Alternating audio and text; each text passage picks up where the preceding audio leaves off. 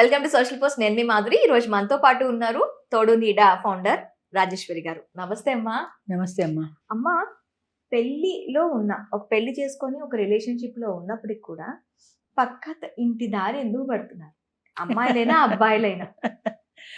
అది ఎట్లా అయిపోతుందంటే, ఇప్పుడు ఒక హోటల్లో ఇడ్లీ తిన్నామనుకో, రోజు అదే ఇడ్లీ బోర్ కొడుతుంది.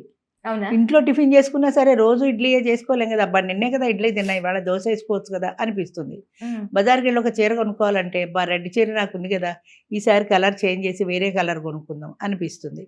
అంటే మనిషి చెంచల స్వభావం, చెప్పాలంటే మార్పు కోరుకుంటుంది. ఒకటే విషయంలో ఒకటే భార్యతో, అదే సెక్స్ అయినా అదే భార్యతో అదే బాడీతో ఉండాలంటే కొంచెం విసుగు అనిపిస్తుంది. హోటల్కి వెళ్ళి టిఫిన్ మార్చినట్టు, బజార్కి వెళ్ళి చీరలు మార్చినట్టు ఇల్లీగల్ రిలేషన్లోకి కూడా వెళ్ళబుద్ధి అవుతుంది. ఒక కారణం, ప్రధానమైన కారణం. రెండోది ఏంటంటే, ఇల్లీగల్ రిలేషన్లోకి వెళ్ళినప్పుడు ఎప్పుడు పెళ్ళానికి ప్రేయసికి తేడా ఉంటుందమ్మా. ఇది 100కి 100 పాళ్ళు నిజం. అదే ప్రేయసి భార్యగా వచ్చేస్తే ఉండే ఫీలింగ్ వేరుంటుంది, అది ప్రేయసిగా ఉన్నప్పుడు ఉండే ఫీలింగ్ వేరుంటుంది. ఎందుకు ఆ తేడా? ఎందుకంటే అది కూడా నేను చెప్తున్నా, లవ్ మ్యారేజెస్ చేసుకున్న వాళ్ళు కూడా డివోర్స్‌లోకి వెళ్ళిపోతున్నారు. అవును, ఎందుకంటే ప్రేయసిగా ఉన్నప్పుడు అది నీ సొంతం కాదు, టెంపరరీ. అది ఆ అమ్మాయిని ఆకట్టుకోవడమే జీవిత ధ్యేయంగా ఉంటుంది. అప్పుడు ఆ అమ్మాయిని ఆకట్టుకోవాలి, ఆ అమ్మాయిని నేను సొంతం చేసుకోవాలని. సొంతం అయిపోయిన తర్వాత ఆ గ్లామర్ పోతుంది, ఆ ఇంట్రెస్ట్ పోతుంది. అదే ముఖం కదా, అదే చీర, అదే డ్రెస్సు, అదే మనిషి, ఏంటి ఏముంది ఇంక? కొత్తతనం కోరుకుంటుంది మనసు, కొత్త రుచులు కోరుకుంటుంది. అంచేత అలా కొత్తతనం కోరుకున్నప్పుడు, కొత్త వ్యక్తి పరిచయం అయినప్పుడు, ఆ వ్యక్తి భార్య కంటే మంచిది, లేదా భార్య కంటే చదువుకున్నది, భార్య కంటే మాటకారి అయినప్పుడు సహజంగా అటుపడిపోతారు. ఆడవాళ్ళైనా అంతే, మగవాళ్ళైనా అంతే. అన్నారు రోజు ఇడ్లీ ఎంతకన్నా తింటా. అవును, ఇడ్లీని ఒకరోజు సాంబార్తో తినొచ్చు, ఒకరోజు చట్నీతో తినొచ్చు, లేదంటే కూరతో తినొచ్చు. ఇడ్లీ ఏ రకంగానైనా తినొచ్చు, మార్చుకోవచ్చు. కానీ అదే పిండి అదే కదా, నువ్వు చట్నీ చెయ్యి, సాంబార్తో చెయ్యి, ఏం చెయ్యి, టేస్ట్ అదే ఇడ్లీ కదా. అది మహా అయితే ఒకసారి మారుస్తావు, ఇవాళ చట్నీతో తింటావు, రేపు సాంబార్తో తింటావు, 2 రోజులు తింటావు, 3 రోజులు తింటావు, వారానికి 7 రోజులు అదే తినలేవు. రోజు పెట్టి మీ ఆయన కూడా అంటారు, అబ్బా రోజు ఇడ్లీయేనా అని. అంచేత మార్పు కోరుకుంటుంది మనసు.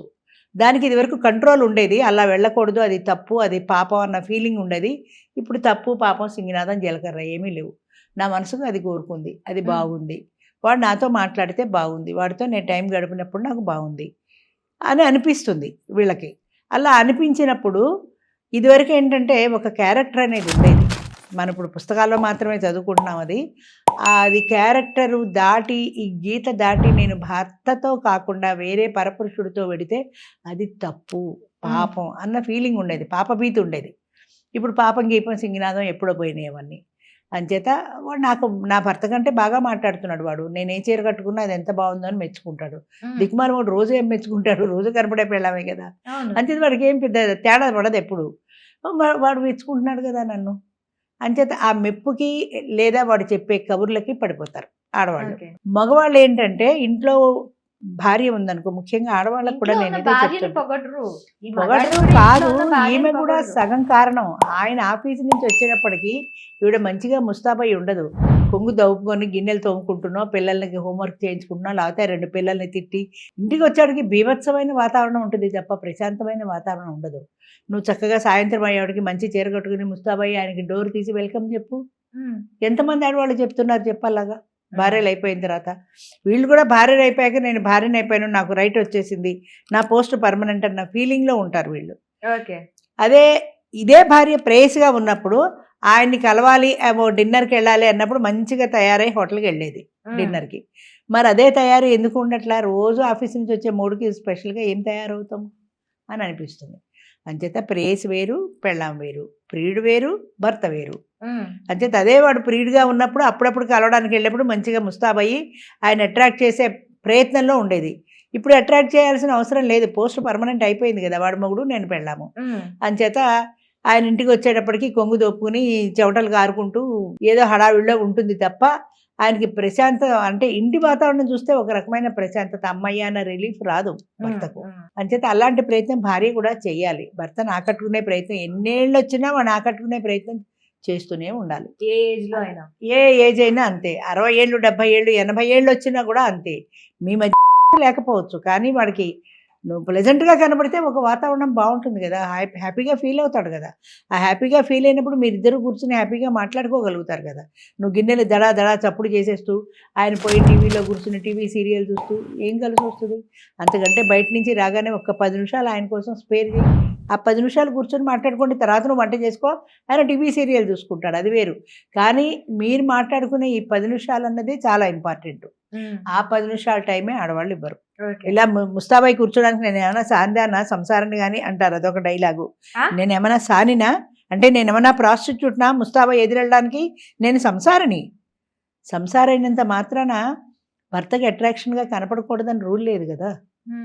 కనపడాల్సింది భర్తకే కదా. అదే ఫంక్షన్ కి వెళ్ళేటప్పుడు నిండుగా రెడీ అవుతారు. అవును, అప్పుడు మరి అదేదో ఒక పాట ఉంది, అదే ఏదో పాట ఉంది. వాడు అంటాడు ఎప్పుడు ఇంట్లో నైటీలు వేసుకు తయారవుతారు, బయటకు వెడితే మంచి మంచి చీరలు కట్టుకు తయారవుతారని. అంటే పెళ్ళాం అంటుంది మీరు మాత్రం ఇంట్లో టర్కీ టవల్తో ప్రత్యక్షం అవరా అని పెళ్ళాం అడుగుతుంది. అంటే వీడు కూడా చెడ్డీలతోటి షార్ట్స్ తోటి టర్కీ టవల్ చుట్టుకొని తిరుగుతాడు ఇంట్లో, బయటకు వెడితే మంచిగా ప్యాంటు చొక్కా వేసుకొని ఉంటాడు. నువ్వు అలాగే తగులాడుతున్నావు, నేను ఇలాగే తగులాడుతున్నా. ఇక మన మధ్య అట్రాక్షన్ ఎక్కడుంది? అంచేత ఎప్పుడు నైటీలోనే ఎందుకుంటావు అంటాడు మొగుడు. నాకు నైటీ కంఫర్ట్ అంటుంది పెళ్ళం. అంచేత ఆ నైటీని చూసేటప్పటికి ఈయనకి ఆ వంపులు సొంపులు బాడీలో కనపడవు, పైనుంచి కింద దాకా ఒకేలా ఉంటుంది ఆ నైటీ. అంచేత ఆయనకి ఎలాంటి ఫీలింగ్ రాదు. అలా కాకుండా చక్కగా నువ్వు మంచిగా చీర కట్టుకో, ఆ చీర కట్టుకున్నప్పుడు వంపు సొంపులు బాగా కనపడతాయి. 60-70 ఏళ్ళ ముసలివాడికి ఎందుకు, 30-40 ఏళ్ళ వాడికి ఎందుకు, పెళ్ళై 10 ఏళ్ళు అయ్యాక ఎందుకు అనుకుంటారు.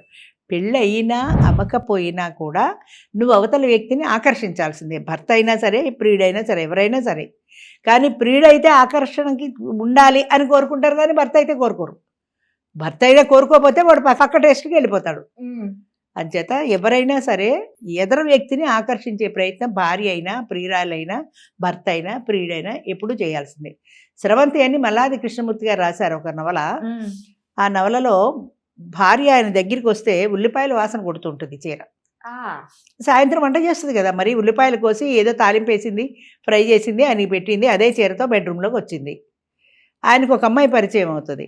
ఆ అమ్మాయి ఆయన వస్తున్నాడు అనగానే ఇల్లంతా సర్ది ఫ్రెష్గా స్నానం చేసి మంచి బట్టలు వేసుకొని స్ప్రే కట్టుకుని ఎదురెడుతుంది.